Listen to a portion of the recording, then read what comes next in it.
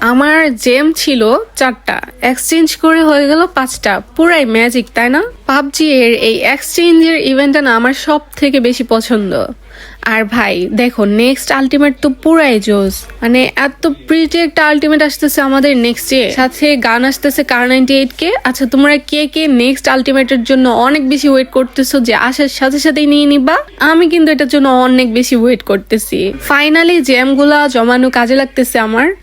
অনেক কষ্ট করে এতগুলো জ্যাম জমাইছি। আমার মতো গরিব কারা আছে যারা কিনা এভরি আলটিমেটে একটু একটু করে মিনি জ্যাম থেকে হচ্ছে বড় পিস করো, নেক্সট ডে যদি ভালো কিছু আসে সেটা নেওয়ার জন্য। ফাইনালি কিন্তু আমাদের নেক্সট ডে কিউট প্রিটি একটা আলটিমেট আসতেছে। এনিওয়ে, আমার কাছে ছিল 6টা জ্যাম, এগুলো থেকে এইটার হেড গিয়ারটা নিয়ে নিলাম ফার্স্টে, দেন বাকি জ্যাম এক্সচেঞ্জ করে নিলাম। ওহো, নামটা দেখো তোমরা, ফ্রোজেন ক্রাউন জ্যাম, নামটাই কত জুস, তাই না? আমার এক্সচেঞ্জ করা শেষ পেচিরা। তোমরা কে কয়টা জ্যাম এক্সচেঞ্জ করলা জানাও। আর হচ্ছে সাথে 10 রোজের ভাউচারও নিয়ে নিলাম। ওয়াও, এইটার পোস্ট চেক করো, কত প্রিটি লাগতেছে, তাই না?